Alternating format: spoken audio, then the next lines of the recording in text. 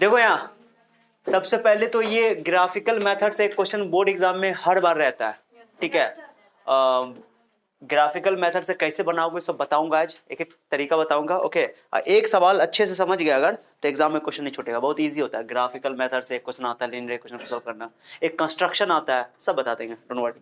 तो देखो पहले ग्राफिकल मेथड से कैसे करोगे, एग्जाम में दिया रहेगा ये एक क्वेश्चन, दो दिया रहेगा, जैसे लीनियर इक्वेशन इनटू वेरिएबल, दो चर वाला एक समीकरण जो पढ़े हो तुम लोग तीसरा चैप्टर, तो उसमें जो मेथड से पढ़े थे वो था ज्योमेट्रिकल मेथड, ये सॉरी अलजेब्राइक मेथड, जो कि तुम सॉल्व किए पढ़े थे। एलिमिनेशन मेथड याद है, विलोपन विधि, फिर सब्स्टिट्यूशन मेथड, प्रतिस्थापन विधि, एक पढ़ते वज्र गुणन विधि, क्रॉस मल्टीप्लिकेशन मेथड। सो वो सब जो था वो अलजेब्राइक मेथड था। अब पढ़ रहे उसी को हल करने का, एक्स वाई वैल्यू, एक्स का और वाई का वैल्यू निकालेंगे ग्राफ से। किससे निकालेंगे? तो कैसे निकालेंगे तरीका सुनो। पहले ये क्वेश्चन तुम्हारे क्वेश्चन में लिखा रहेगा, ये क्वेश्चन तुम्हारे क्वेश्चन पेपर में लिखा रहेगा, तो क्या करोगे तुम, कॉपी में क्वेश्चन नंबर लिखोगे, जैसा नंबर क्वेश्चन, जैसे मान लो 32 रहेगा 32 लिख दोगे, है ना, अपने कॉपी में लिख दोगे और उस कॉपी में सॉल्व करने का काम करो, ग्राफ के पीछे मत करना, ओके। क्या प्रॉब्लम होता है सॉल्व करने का, कॉपी ग्राफ कॉपी ना, क्या होता है बच्चा क्या करता है, ग्राफ कॉपी के पीछे सॉल्व करता है, यहाँ पे ना एक पेज मिलता है एग्जाम में, तो एक पेज तो मिलेगा ना ग्राफिकल, तो ये पेज मिलता है, बच्चा क्या करता है ऐसे पेज पूरा बुक कॉपी नहीं मिलेगा तुमको, ऐसा ग्राफ कॉपी पूरा बुक के सेट मिल जाएगा, ऐसा नहीं होता है, एक पेज मिलेगा, है ना, ऐसे मिलेगा ना। तो बच्चा क्या करता है, सॉल्व इस पे करता है, सॉल्व ग्राफ इस बनाता है, कर सकते हो ऐसा, कोई दिक्कत नहीं है। लेकिन क्या होता है कि इस पे सॉल्व करने से नुकसान ये होता है कि कभी कभी बहुत जोर से तुम लिखते हो ना पेंसिल से, पेन से इस पे, तो उखड़ जाता है छाप। अब तुम जानते हो बिहार बोर्ड में जो भी हिंदी मीडियम बोर्ड होता है उसमें एकदम प्योर पेज मिलता है ना, प्योर पेज मतलब समझा, एकदम घटिया पेज मिलता है। हाँ, सीबीएसई वाले का तो पेज थोड़ा ठीक ठाक भी होता है, लेकिन बिहार बोर्ड वाला या हिंदी मीडियम बोर्ड वाले का तो सबसे गरीबी तो वहीं पर है ना, तो सबसे घटिया पेज मिलता है। जब इधर पेंसिल लिखोगे तो एकदम फट जाएगा।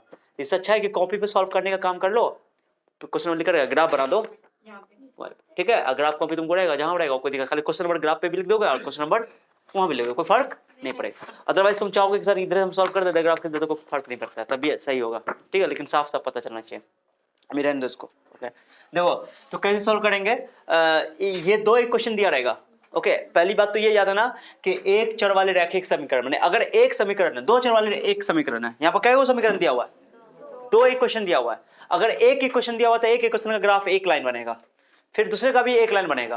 अब वो दो लाइन एक दूसरे को कट कर भी सकता है, कट नहीं भी कर सकता है, और इनसे कॉन्सिडेंट भी हो सकता है। दो लाइन ऐसे हो सकती है, एक लाइन दोनों एक दूसरे को पैरेलल लाइन हो जाए, क्या हो जाए, पैरेलल लाइन हो जाए, यानी कि दोनों एक दूसरे को कभी कट नहीं करेगा, कट नहीं करेगा तो एक भी सॉल्यूशन नहीं मिलेगा। यानी कि देखो एक्स दोनों एक क्वेश्चन का सॉल्यूशन निकाल रहे हैं, यानी कि एक्स और वाई का वैल्यू जो निकाल रहे हैं, इसका अगर दोनों का ग्राफ हमने बनाया, दोनों का ग्राफ पैरेलल आ गया, कैसा आ गया बताओ, पैरेलल आ गया, तो पैरेलल में एक भी लाइन पॉइंट कॉमन है क्या दोनों में, नहीं, एक भी पॉइंट पर कट रहा है क्या, ये क्या पैरेलल लाइन तो कभी कटता नहीं है, तो इन दोनों में एक भी पॉइंट कॉमन नहीं है, यानी कि इसमें एक भी सॉल्यूशन नहीं मिलेगा, एक भी हल नहीं मिलेगा, यानी एक्स और वाई का वैल्यू नहीं मिलेगा जो दोनों इक्वेशन को सेटिस्फाइड करे, ठीक है।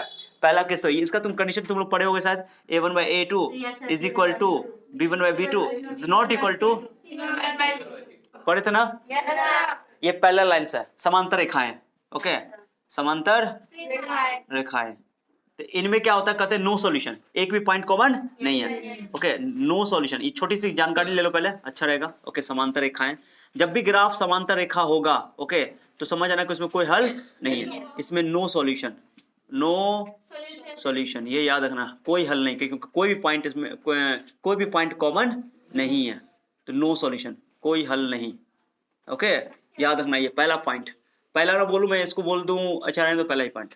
दूसरा मैं बोल दूं कि अगर दो लाइन एक दूसरे पे ही, सुनना अच्छा से, दो लाइन एक इसी पर आ जाए, इसी पे आ जाए, दोनों लाइन इसी पे आ जाए, मैंने ऐसे बना दिया, ठीक है, दोनों लाइन इसी पे आ जाए, तो इनको कहते हैं कॉन्सिडेंट लाइंस। क्या बोलते हैं इसको, दोनों लाइन एक है, मैंने एक ही पे आ गया था, इसमें कितना पॉइंट कॉमन है बताओ तो, इनफाइनाइट पॉइंट कॉमन है, सब पॉइंट इसमें कॉमन आ गया है, सब तो लाइन पर लाइन एक दूसरे पे सो ही गया ना, ऐसा ना आ गया, तो इनफाइनाइट पॉइंट कॉमन है, यानी कि कितने हल होंगे इसमें, इनफाइनाइट, जितना पॉइंट कॉमन होता है ना दो लाइन में, उतना सॉल्यूशन होता है, इनफाइनाइट सॉल्यूशन है। अब इसका तुम देखो, इसको पहले कैसा लाइन है, इसको लाइन बोलेंगे का, कॉन्सिडेंट लाइन, कॉन्सिडेंट लाइंस या कॉन्सिडेंस लाइंस बोल सकते हो, कॉन्सिडेंट लाइंस, संपाती रेखाएं, क्या बोलते हैं, संपाती रेखाएं, ओके।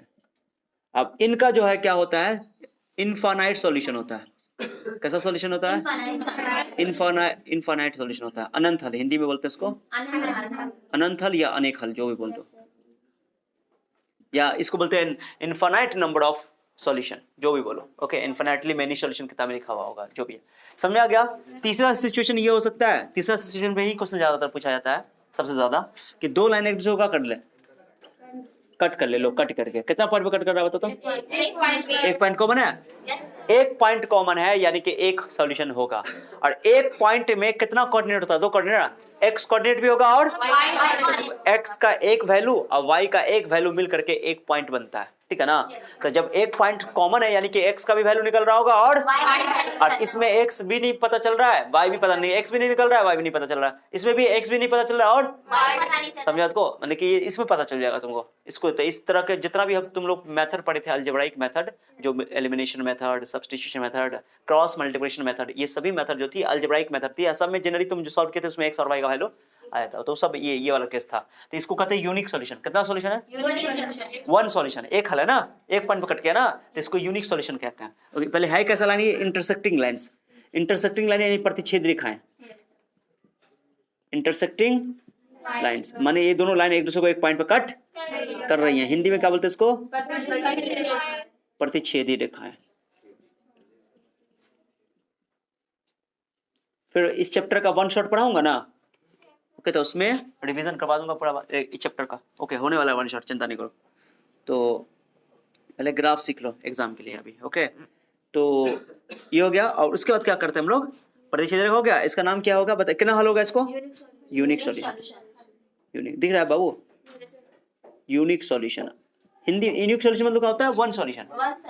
हिंदी में बोलते हैं इसको अद्वितीय हल। अद्वितीय हल, अद्वितीय मतलब केवल एक हल, केवल एक हल, ठीक है? समझ में आ गया? सो आपको तीन तरह की सिचुएशन देखने को मिलेगी चैप्टर में। आप तुमको ये चेक कर सकते हो, सर ये चेक कर सकते हो। अच्छा, इसका कंडीशन तो नहीं लिखा मैंने, कंडीशन देखिएगा क्या? कंडीशन में यहाँ लिख देता हूँ, a1/a2 is not equal to b/2। Okay, b1/2 clear हो गया?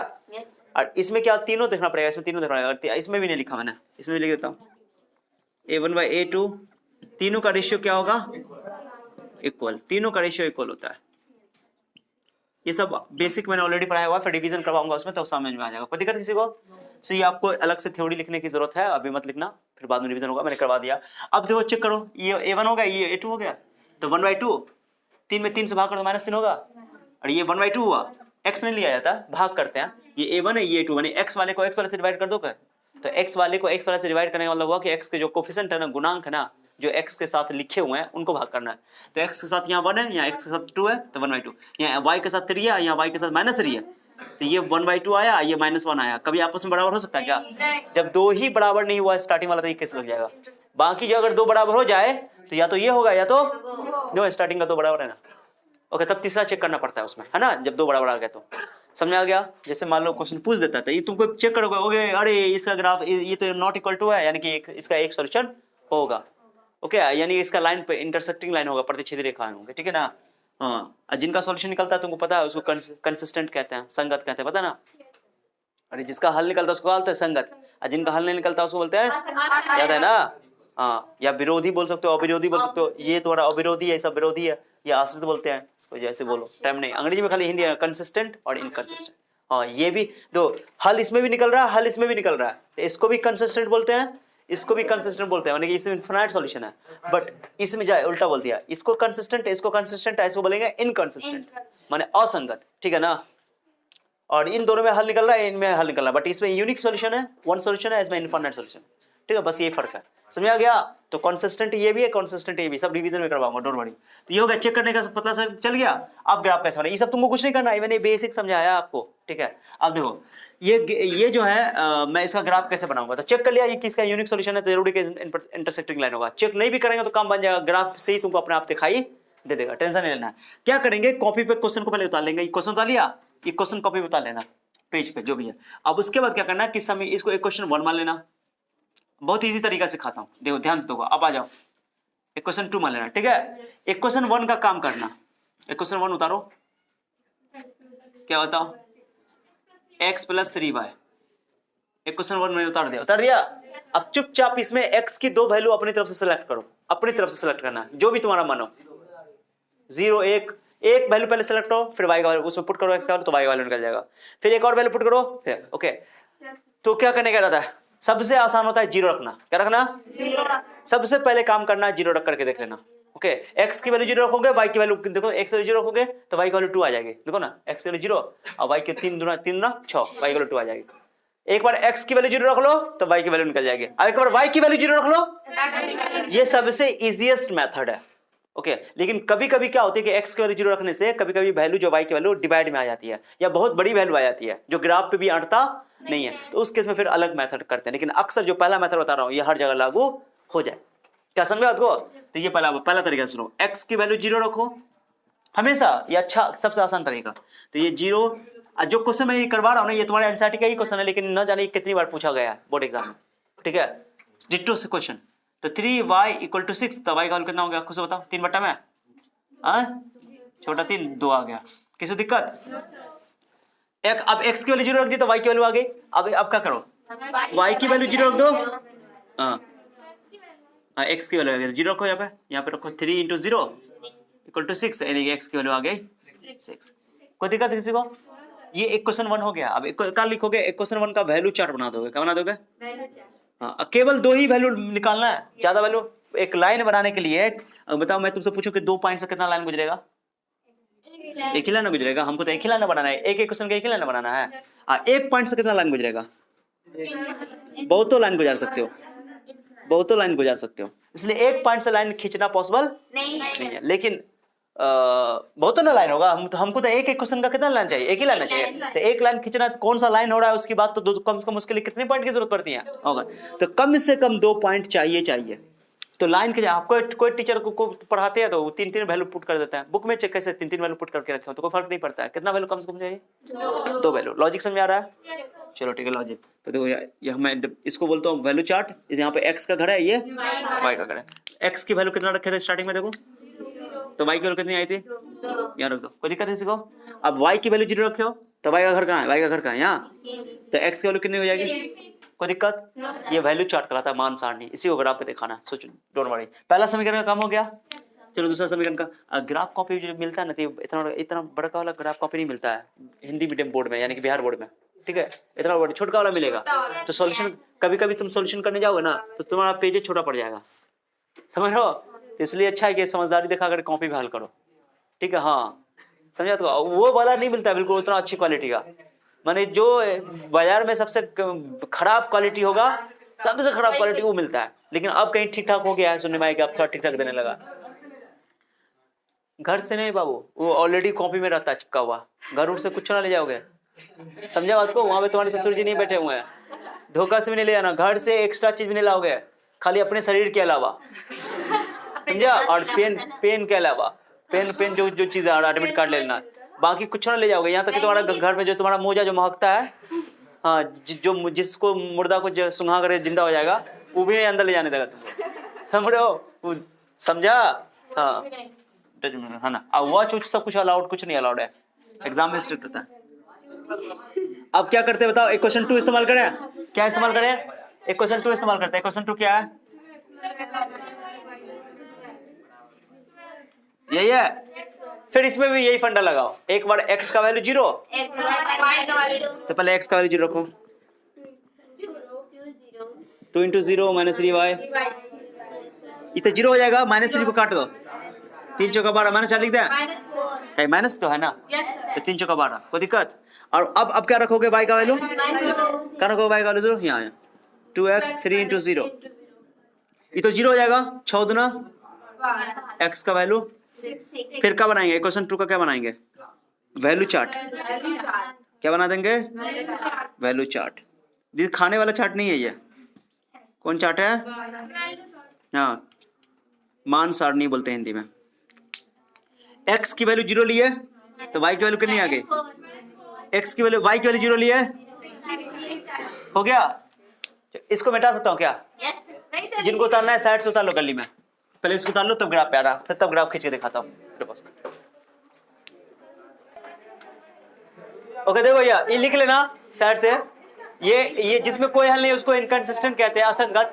अब 2 बच्चा बोला था, सुनो, इसको संगत बोलते हैं, इसको भी संगत बोलते हैं। इसमें भी सॉल्यूशन है लेकिन इनफाइनाइट है, इसमें भी सॉल्यूशन है। तो जिसमें सॉल्यूशन हो उसको बोलते हैं कंसिस्टेंट है, जिसमें सॉल्यूशन ना हो उसको बोलते हैं इनकंसिस्टेंट, असंगत। ठीक है, समझ में आ गया? चलो मैं इसको मिटा रहा हूं, अब मैं ग्राफ खींच के दिखाता हूं आप लोग कैसे खिंचाया जाता है ग्राफ। ठीक है, सबसे पहले इसको जो कॉपी पे हल करना है इसको पेन से करना है। किसे करना है? पेन से। कॉपी पे हल करोगे तो इस काम को करोगे तो ठीक है, चाहे ग्राफ की कॉपी के पीछे करोगे या ग्राफ कॉपी पे करो, ठीक है, इसको पेन से करोगे। लेकिन ग्राफ जब खींचोगे ना उसको पेंसिल से खींचना। ठीक है, मैं यहाँ पे एक रफ ग्राफ बनाकर दिखाता हूं। एक मेरी बात गौर सुनो, मेरी बात गौर सुनो कि ग्राफ कॉपी पर जो बनाओगे ग्राफ ना तो पेंसिल से बनाओगे, धोखा से भी पेन से नहीं बना दोगे। कितना बच्चा क्या करता है, बहुत ही काबिल बच्चा सा होता है, ग्राफ बना देता है और ग्राफ कॉपी पर ग्राफ नहीं खींचता है, बल्कि कॉपी पे ग्राफ खींच देता है। समझ रहे हो? एक भी नंबर इस मान लो तुम बिना सॉल्व किए ग्राफ कॉपी पर ग्राफ बना दिया, पूरा 5 नंबर मिल जाएगा तुम्हारा, जो लॉन्ग टर्म इतना क्वेश्चन है बिना सॉल्व किया, अगर एग्जैक्ट है, करेक्ट है तो। ठीक है ना, याद है तुम मान लो ऐसा। लेकिन ग्राफ कॉपी पे ग्राफ होना चाहिए, ये जरूरी है। अब पेंसिल से खींचना है, पेन से नहीं खींचना। वैसे पेन से खींच भी देगा तो रॉन्ग नहीं होगा, लेकिन ग्राफ कॉपी पे। ठीक है, मैंने बोल दिया इस बात को। ठीक है, समझ आया? ये इंपॉर्टेंट है। और कोई क्वेश्चन है? पहले मैं क्या कर रहा हूं कि यहाँ पे ग्राफ को ड्रॉ करके दिखाता हूं, तब तुमको ग्राफ कॉपी पे बना के दिखाऊंगा। स्केल बड़ा वाला इंतजाम करके रखो, बड़ा वाला स्केल। ठीक है जी, हाँ रख रहा हूं, बाद में कर रखो ना, मेरे ऑफिस में भी है, रखो। तो कैसे बनाएंगे? मैं यहाँ पे एक रफ ग्राफ बना के दिखाऊं? चलो पहले ग्राफ तुमको ये फिर कॉपी पे नहीं बनाना है, कॉपी पे नहीं बनाना है, अब जो हाँ ग्राफ कॉपी बनाना मैं बताता हूं, अभी नहीं बनाना, मैं बताता हूं पहले। ये एक ग्राफ कॉपी, इतना वाला ग्राफ कॉपी तुम्हारी पूरा ग्राफ कॉपी मान लो, इधर वाला पूरा ग्राफ कॉपी है, उस पे बड़का लाइन बहुत सारा लाइन होगा ऐसा बड़का ऐसा। तो एक बड़का लाइन में बीचों बीच का करोगे, एक बड़का एक्सिस से स्केल से खींच दोगे। अभी मत खींचना, मैं बता रहा हूँ। एओ को बोल दोगे एक्स एक्सिस, हो गया। ऐसे भी लाइन में होगा ना, तो बीचों बीच कहीं पर भी कोई भी आगे पीछे वाई एक्सिस खींच दोगे जहां तक तुम्हारा ग्राफ है। ठीक है, सुनो बात को मैं बता रहा हूं। ओके, जब भी तुम जीरो पुट कर दो ना तो अक्सर एक्स का वैल्यू जो है मैंने वैल्यू 6-7 से ज्यादा नहीं जाना चाहिए, 8 से ज्यादा नहीं जाना चाहिए। अगर 8 से ज्यादा चला गया तो तुमको ग्राफ पर थोड़ा दिक्कत होने लगेगा। वैल्यू का अगर डिफरेंस लोगे एक का तो छोटा पड़ जाएगा। ठीक है भाई, क्या बोल रहा हूँ, समझ आ रहा है? तो जब मैंने बोला कि ये अक्सर ही वाला मेथड जो है हर जगह लागू हो जाएगा, लेकिन एक क्वेश्चन ऐसा होगा जिसमें तुमको बड़ा बड़ा वैल्यू आएगा, तो उसमें कोई या तुम जीरो रखोगे तो बट्टा में आ जाएगा, डेसिमल में आ जाएगा, तो उसको थोड़ा दिखाना यहाँ पे इनकन्वीनियंट होता है, थोड़ा आसान नहीं होता है, सहूलत वाली बात नहीं होती है। ठीक है ना, तो उस केस में हम लोग दूसरा तरीका अपनाएंगे। वो तरीका क्या है बताएंगे अक्सर, लेकिन ये मेथड लग जाएगा तुमको बोर्ड में जो क्वेश्चन है। पहले चेक करना पड़ेगा इसको, बना कर पुट करके ही देख लेना पड़ेगा, मन्ने में पुट करके देखना कि ओ पक्का पक्की नंबर आ रहा है कि इंटीजर आ रहा है कि नहीं आ रहा है। चाहे नेगेटिव आ जाए चाहे कोई दिक्कत नहीं, नेगेटिव में नंबर होता है। तो देखो जीरो ऑरिजिन दे दिया, यहाँ पे पतला पतला नंबर लाइन होगा, देख रहे हो? तो एक मुटका लाइन होगा, बीच में पतला पतला लाइन होगा, तो मुटका लाइन पे 1 दे दोगे, कितना दे दोगे? फिर 2 दे दोगे, फिर 3 दे दोगे, फिर 4 दे दोगे, फिर 5 दे दोगे, फिर 6 दे दोगे, जितना 6 दे दो, 6 भी दोगे, 6 भी तो है, 6 दे दोगे। ओके चलो 6 तक दे दो। इधर -1 दे दोगे, -2, -4, जितना 6 तक वहां देंगे, हाँ भी 6 तक दे दो अच्छा लगने के लिए, अदरवाइज नहीं भी दो तो पढ़ा लो नहीं है। चलो यहाँ ऊपर 1 + 1 2 3 4 5 6 1 2 3 4 -5। अगेन मैं रिपीट कर रहा हूं, इसको कॉपी पे सॉल्व नहीं, मैंने ग्राफ नहीं खींचना है, मैं रफ बना करके आपको दिखा रहा हूं, और फिर ग्राफ कॉपी पे बना कर दिखाऊंगा भी, डोंट वरी। अब क्या करना है देखो, पहला एक क्वेश्चन का लाइन देखो, पहला कैसे बनेगा। x का वैल्यू 0, y का वैल्यू 2। बताओ x 0 कहां होता है? y एक्सिस पे। अब y 0 कहां होता है? x एक्सिस पे। ओके, जैसे तुम्हारा x 0 है यानी कि y एक्सिस का पॉइंट है, अब y का वैल्यू देखो कितना है 2, y के 2 पे चले जाओ, कहां पर है? यहाँ, ये पॉइंट है तुम्हारा, समझ आ गया? उसको हल्का सा डार्क कर दो, समझ आ गया? कर दिया? हाँ, अब चलो दूसरा देखो, x का वैल्यू कितना 6, y का वैल्यू 0, y 0 कहां होता है? x एक्सिस पे, y x करना है 6, x एक्सिस पे चले जाओ, यहाँ खत्म करो। और स्केल लेकर के इनको प्रेम से ज्वाइन कर दो, स्केल लेकर के, स्केल लेकर के। हाँ कुछ नहीं टेढ़ा हो रहा, कुछ नहीं है, टेढ़ा है पर मेरा है। ठीक है, ज्वाइन को पूरा स्केल पूरा आर पर कर देना, पूरा आर पर कर देना, हाँ पूरा आर पर, हाँ बिल्कुल। ओके, ये पॉइंट 0,2 पॉइंट बाद में लिख दो, पहले रहने दो, ये पॉइंट बाद में लिख दो, हो गया? लाइन बन गया। दिस इज द समीकरण 1, समीकरण ऐसा ही खाली 1 लिख दो, 1 तुम यहाँ माने हो इसलिए 1 लिख दोगे। कितना पड़ता है? ग्राफ पता एक क्वेश्चन लिख देता है, एक क्वेश्चन लिखने की जरूरत नहीं है, लिखना है तो लिख दो, अदरवाइज तुम यहाँ पे माने हुए है ना।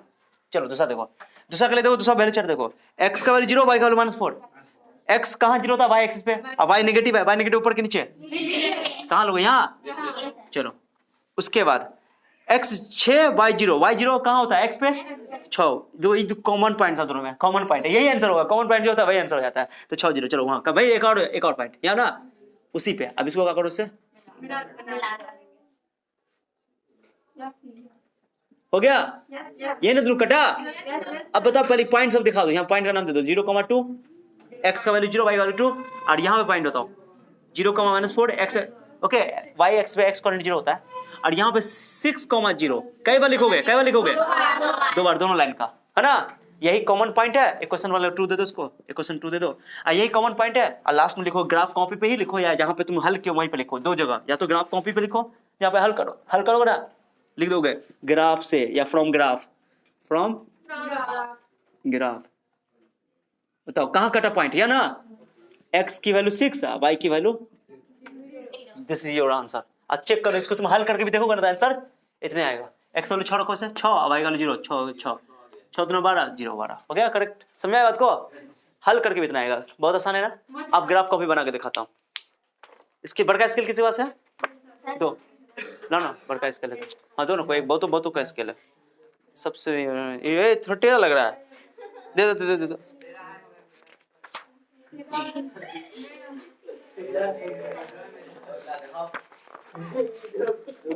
किसी के पास मोटा पेन है क्या, मोटा पेन है क्या, मोटा पेन, पतला पेन को मोटा पेन कैसे कर रहे हो, ला बाबू, हाँ ला, ओके चलो, देखो कैसे बनाओगे, बीच में समझाने के लिए, दिखाने के लिए, पेन से भी ग्राफ खींचा जा सकता है, गलती नहीं होगा, लेकिन पेंसिल से बनाओ हमेशा, ठीक है, मैं बनाकर दिखाता हूं ताकि स्पष्ट तुमको दिखाई दे, हाँ चलो अब दिखाता हूं, बीच में बड़का लाइन देख रहे हो, ये वाला सबको दिख रहा है, नहीं दिख रहा है तो अपने ग्राफ कॉपी में देख सकते हो, ठीक है, हाँ चलो, अब बड़का वाला लाइन पे क्या करोगे, सुनो, ये बड़का वाला लाइन पे कितना जगह करता है जानते हो, कुछ बच्चा सब पतला लाइन है उसी पे लाइन खींच देता है, मोटका लाइन पे खींचोगे, मोटका दिखाई दे रहा है, ओके, जो बच्चा पहली बार देख रहा है उसको गौर से देखने की जरूरत है, जो 9th में पढ़े उसको दिक्कत तो बिल्कुल नहीं होगा,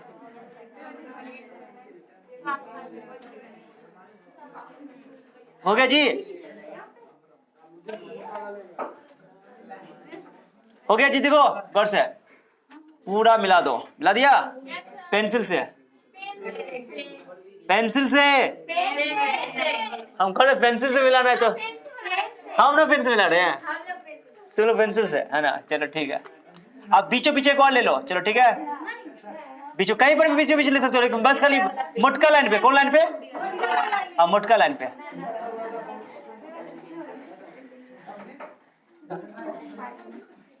मोटका लाइन पे खींच दिया,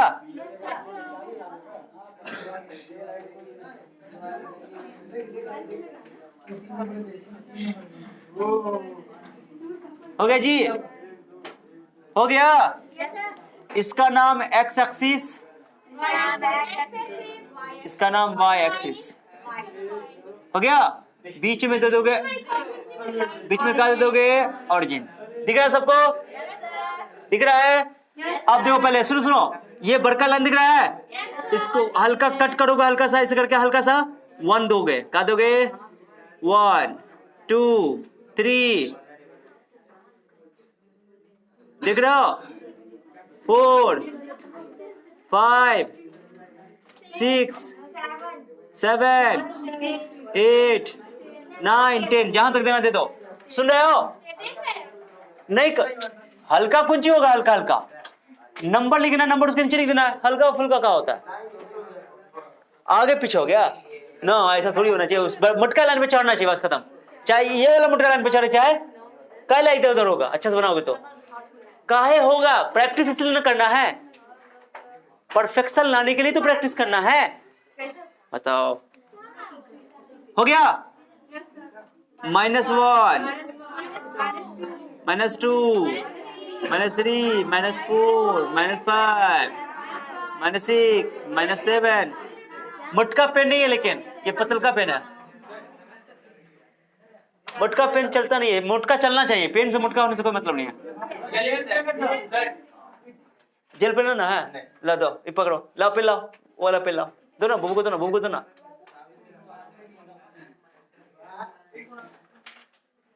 खींचो, हाँ पकड़ो हाथ में, चलो 1, ऊपर क्या होगा 2 3, हल्का कट करना, हल्का कट करना, 5 6 7, आगे बढ़ा देता हूं मैं, छोड़ रहा हूं, -1, दो माइनस किधर दोगे, माइनस किधर दोगे, माइनस किधर दोगे, माइनस इधर, लिखने का तरीका है, लिखने का तरीका, -3 -4 -5 -6, जितना लिखना लिख दो, कोई दिक्कत नहीं, हो गया।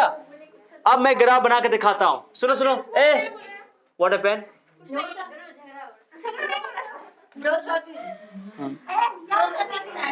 यहां देखो x की वैल्यू देखो, तो पहला एक क्वेश्चन देखो, x को 0 y को 2, तो पॉइंट यहाँ पे है ना, हल्का सा इसको गोला बना देना है, हल्का सा डार्क कर देना है, ओके। x को 6 y को 0, y 0 कहां होता है, x पे कहां पॉइंट हो गया, एकदम सेम सिमिलर, यहाँ पे थोड़ा मोटा कर देंगे, कर दिया, इस मोटे आदमी को पॉइंट को मिला देना है, अच्छा से स्केल लेकर के एकदम, केवल इसी पॉइंट को नहीं मिलाना है, आर पार कर देना है, हाँ बिल्कुल आर पार कर देना है, कर दिया आर पार, समझ आया, हाँ तीर का निशान लो, लाइन है तो कहना न भी देखो चलेगा तीर का निशान, लेकिन लाइन है, कहा भले ही दिया मुझे, x की वैल्यू 0 y की वैल्यू -4, x की वैल्यू 0 y की वैल्यू -4, कहां पर यहाँ पे, x की वैल्यू 0 y की वैल्यू -4, x 0 कहां होता है, y एक्सिस पे, तो y एक्सिस पे यहाँ लेना, ओके। और x की वैल्यू 6 y की वैल्यू 0, y 0 कहां होता है, x एक्सिस पे, फिर यहाँ पे उसको मोटा करने की जरूरत नहीं है, उसी को उसी से मिला देना है, ज्वाइन कर देना है, आर पार क्या करना है, आर पार, this is equation 1, this is equation 2, okay. और पॉइंट का दो, पॉइंट कैसे लिखेंगे, 0, 2, 0, -4, 6, 0, कै बार, यहाँ पर लिख देना है फ्रॉम ग्राफ, फ्रॉम नीचे लिखो या अपने कॉपी पे सॉल्यूशन लिख दो, कोई x का वैल्यू 6 और y का वैल्यू, यहाँ भी लिख सकते हो, यहाँ पर भी कोई दिक्कत, सो दिस इज योर मुकम्मल ग्राफ,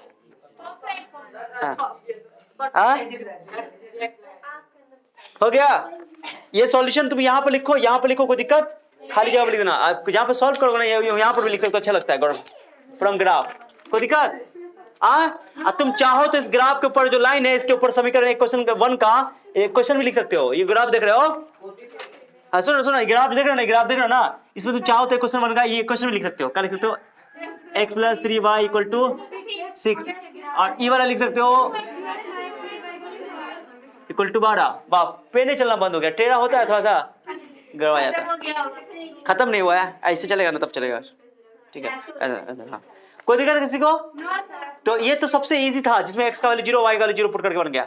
अब एक ऐसा क्वेश्चन करवाता हूं जिसमें तुमको 0 रखने पे काम बन जाएगा, लेकिन वो डेसिमल में आएगा, तो थोड़ा ढूंढने में पॉइंट में क्या होता है, दिक्कत होती है, बड़ा बड़ा वैल्यू लेना नहीं है, क्योंकि देखो ना 10 तक है, 8 तक है, छोटा वाला ग्राफ बनाओगे, ओके चलो इसको नोट करो, कोई दिक्कत तो पूछ लो, ओके चलो ग्राफ बनाओ, ग्राफ पे बनाना, सॉल्व करना है, ओके चलो ओके।